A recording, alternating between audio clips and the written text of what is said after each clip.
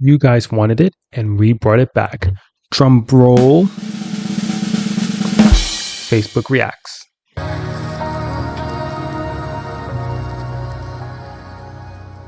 So we're going to be covering a few posts today, just like last time, because you guys really seem to like that. If we can find any relationship ones, we'll kind of focus on that. Am I big enough? Am I big enough for you guys? Let me make myself a tiny bit bigger. And this person says, no, I don't have any Scorpio placements, so I really have no clue why I'm like this. Maybe it's my Cancer stellium.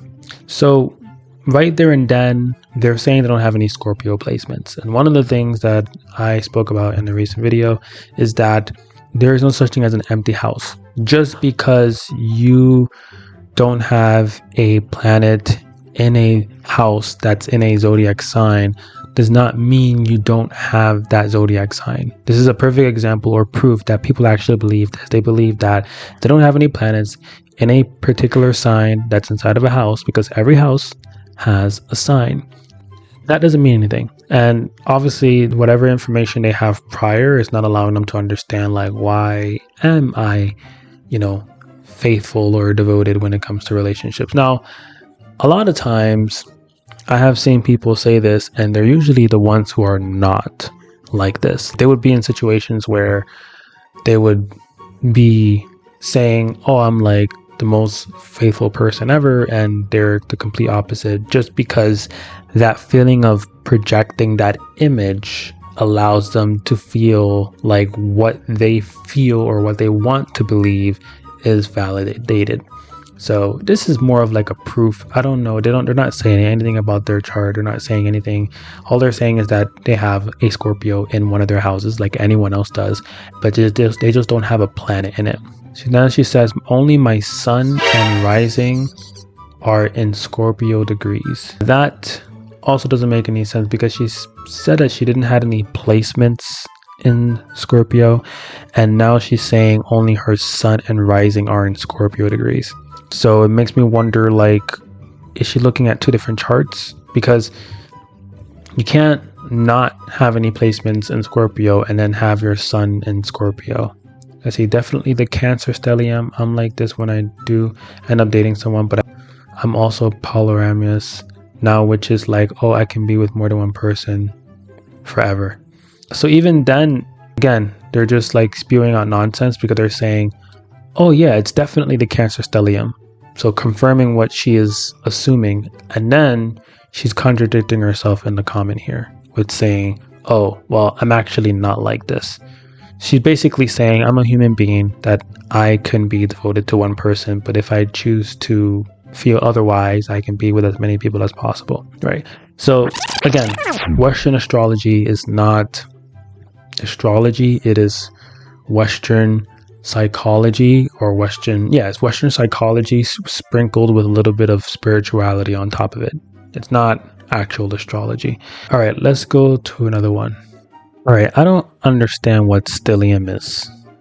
I'm seeing all this stellium. I don't know what it is. We're gonna have to search it up here while we're live. All right, let's see what it is. Stellium in astrology occurs when 3 or more planets are clustered in a single zodiac sign or astrological house, significantly amplifying the traits associated with the sign or house. So if someone has a stellium in Sagittarius, they may exhibit strong traits related to adventure and optimism, while in stellium in the 4th house might emphasize the importance of home and family life.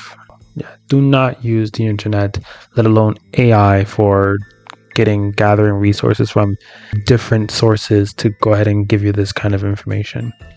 So a cluster. So when 3 or more planets, those are called conjunctions. There is an English word for it. Those are called conjunctions. So is it true that if your 8th house stelliums are highly okay, so you're basically asking, because I have 3 or more planets in my 8th house, does this make a person magnetic and highly likely to be wealthy? No, absolutely not. No. When you're looking at bank balance, you're looking at the second house. When you're looking at a person's true wealth, you're looking at where their Taurus is located. When you're looking at the kind of actions that they need to take in order to achieve that or to attract that, you're looking at multiple different factors. You don't just look at a cluster of planets in a house and assume, oh, is it true that it's going to make me magnetic and wealthy? You would have to go down to the nakshatra level, the specific star constellation that's being activated by a planet in a specific degree in order to tell if a person is going to have those kind of traits. Okay, because there are some nakshatras that can make people really magnetic, make people really obsessed with them, even produce stalkers. This can happen with various different nakshatras and placements, also including like Rohini nakshatra, for example. But again, it depends on which planet is activating that nakshatra, and it depends on which degree it's activating, because that's going to activate something known as padas. So every nakshatra has 4 padas inside of it. So it's not even like, okay, this is my nakshatra and that's the end all be all. No, there's even another layer to it. So no, this is absolutely false. I mostly agree. I have a house stellium. I go through phases where I attract a lot of unwanted attention, sometimes to the point where I purposely leave the house looking borderline homeless, wealthy. Yeah, so most likely, if this is a girl, which most likely, let alone this looks like a girl, in this era, especially with how, women dress, not saying that there's a right or wrong way for women to dress, but with how women dress nowadays, and just, if they're attractive or even mildly attractive, naturally they're going to have unwanted attention. And they even say they go through phases where they attract a lot of unwanted attention. So are those phases including you being inside a lot, and that is why you're not getting a lot of unattractive attention or unwanted attention? Are some of those phases where you're going out a lot or you're needing to go out a lot, and because of that you're getting a lot of unwanted attention? And if you're mildly attractive, like, this is just normal. This has nothing to do with a bunch of planets being in the 8th house, let alone 8th house is a very private house. It is a very private house. That's the house of like deep water. That's like one of the deepest, because that's where Scorpio's from. It's one of the deepest water signs. It's one of the deepest water placements in a chart. That's where you find things like occult and mysticism and unexpected events or sudden ups and downs or secrets, or where affairs can happen. It's very, very deep. It's like the placement where, if a person has something prominent all linked up together, they can be very prone to research, loving research, maybe cybersecurity, right? It's not something where you're getting unwanted attention. Now, there are certain things that can make you attract a lot of attention, but it doesn't have anything to do with the 8th house. And another thing about her saying phases is there's a thing that's not in Western astrology called dasha system. So basically, let's say, like for me, I was born in my Mercury dasha. So let's say I was born in like my 7th year of Mercury dasha. Now I'm running my Venus dasha. Based on where that planet is in your chart, which house it's in, how is it influenced, how is it affected, is going to determine what kind of things can a person expect to experience during that period of time. And then you can break it down even further, because Venus dasha is for like the next 20 years, whereas you can break it down further, and like you have the Mahadasha, which is that full dasha you're running. Then you have sub dasha, and then it goes down and down, so that's where predictions start coming into play. That can also influence the phases, right? And that could also influence her being more inside, which is allowing her not to get the unwanted attention that she doesn't want, and then also can influence those phases where she gets that unwanted attention. In terms of wealthly, I mostly agree, but I'm also a super hard worker with a strong work ethic. So here you go. Even if this person doesn't know where they're mostly supported in their chart, they know they can at least depend on their work ethic to get what they want. Now, if they got a reading with me and they found out where they're most supported, they would know exactly where they can put all that good work ethic and energy to get those results much faster. And they probably would be more inclined to say, yeah, then they wouldn't be writing this in the first place, because they would understand that all this is BS in the first place. I'm not wealthy. I consider myself very fortunate. I grew up poor. Yeah, so if you grow up poor, naturally being in any kind of better condition, you're going to feel like, you're not wealthy, but you're well off to a degree. After high school, I joined the military afterward, put myself through college with benefits, got a BS degree in psychology and neurobiology with honors. Surprised myself because I barely graduated high school. Got a great job at a Fortune 500, etc. I've lived what seems like many lives. Yeah, they've been through a lot, and they utilize whatever they felt like they were best at in order to get where they are. That's perfectly fine. But again, this person is asking about being magnetic, and I'm assuming they're also trying to mix in being magnetic to people and being magnetically wealthy, as in not really needing to, I feel like this person is looking more for a fix of, hey, I don't want to struggle too much when it comes to manifesting wealth. If this is true about magnetizing wealth, then I know I don't need too much. I can just keep putting the little bit of effort that I'm putting in order to attract it. So this is the kind of feeling that I'm getting from this post. And yeah, it kind of just ventures out of, random other conversations. Anyone else feels off today? Another vague spiritual post. Let's see if anyone mentions any planets or anything. Now, a lot of things that yes, there are energies that all of us can feel, and it can make things feel off, etc. But a lot of things that I feel people don't understand is that everyone has different lifestyles who are answering this question. So depending on what they eat, how they eat, and the kind of lifestyle, what they're doing throughout their day and things like this, it's going to determine a lot of these things. It's going to result in a lot of these things. Even this person said things haven't felt normal since 2017. It's going to result into a lot of these things. The person said, I feel great today. And then you can say, oh, well, that's an exception. Yeah, but I feel like a lot of, it's really easy for people to find any reason. It's kind of like when people say, if there's someone who doesn't like you, they're going to find a reason to not like you, right? And it's kind of like this. People can find a reason to not feel good today, or off, or whatever the case may be. All right, let's see another one. Another, just more, how would one put this in astral terms? So they're trying to find someone. I don't think the question alone doesn't even make any sense. Even this only applies to earth signs. Others are too much in their ego consciousness. Yeah, so again, what does this person have against, I'm assuming, people with sun and earth signs? Everyone, again, has earth signs in their chart. Everyone has it.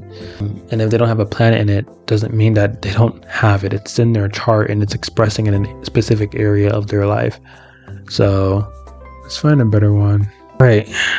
We're going to have to fix something here. So she's asking, where is your first lord? Meaning, whatever planet that is ruling your first house based on the zodiac sign that's in it, right? One of the things that I see incorrect here is Jupiter is one of those planets that Jupiter actually and Saturn are both of those planets that rules two different signs. And this is something I spoke about in my video. And this person basically just switched out Aquarius and Pisces to two other random planets. Aquarius is ruled by Saturn and Rahu. Okay, so this is not correct. And then Pisces is ruled by Jupiter, not Neptune. If you were to look at where Pisces originally originated, is from the 12th house. Jupiter is known as what? The Guru, right?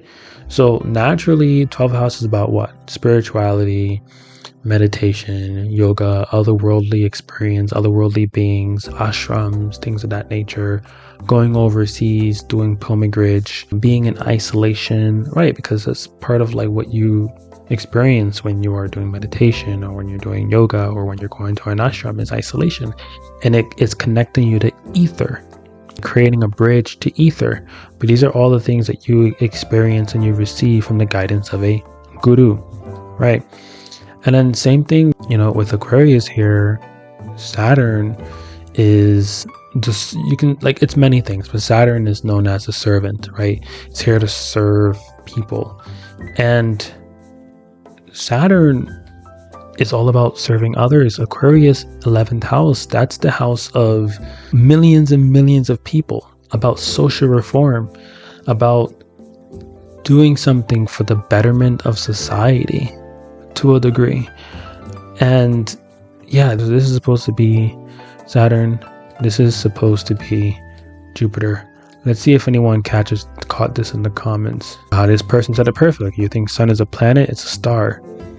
You think moon is a planet? It's an asteroid. It's a satellite. Scorpio rising. Let's see. I don't care what you are. Your explanation is invalid. You just made it up to fit your narrative. Fair. People are getting upset. Some people got upset, but at the end of the day, your personal experience doesn't negate the existence for others. I guarantee there are as many people out there with more relation to Pluto than Mars as Scorpio rising. And then this is where it gets messy. And this is where it's Western psychology. I mean, I'm not going to read this out because I don't want to get in trouble, but read it. Look at this. Do you know you have an option of skipping my post instead of being rude? And again, this is where it all comes down to. Your personal experience doesn't negate the existence of others. So automatically, if I'm factually saying that Aquarius does, let's see here. So if I factually say that Aquarius is not ruled by Uranus, it's ruled by Jupiter and Rahu, and Pisces is ruled by Saturn and Rahu, and Pisces here is ruled by Jupiter. And anyone can come and say, well, that's your experience, right? And then string everyone along with that false information about these lords, right? And that's one of the big problems that we have here. You can see the literal conflict, discord inside of the group, because everyone's having their own idea about what is what when it comes to the chart or just basic foundation information. Let's see how long we've been on. Ooh, all right, we can, you know what? We will continue tomorrow. If you guys let me know in the comments, because I saw that you guys are liking this one a lot. You have to let me know in the comments if you want me to continue this. If you want me to continue this, I will do another one tomorrow. Okay, and I'll keep going over.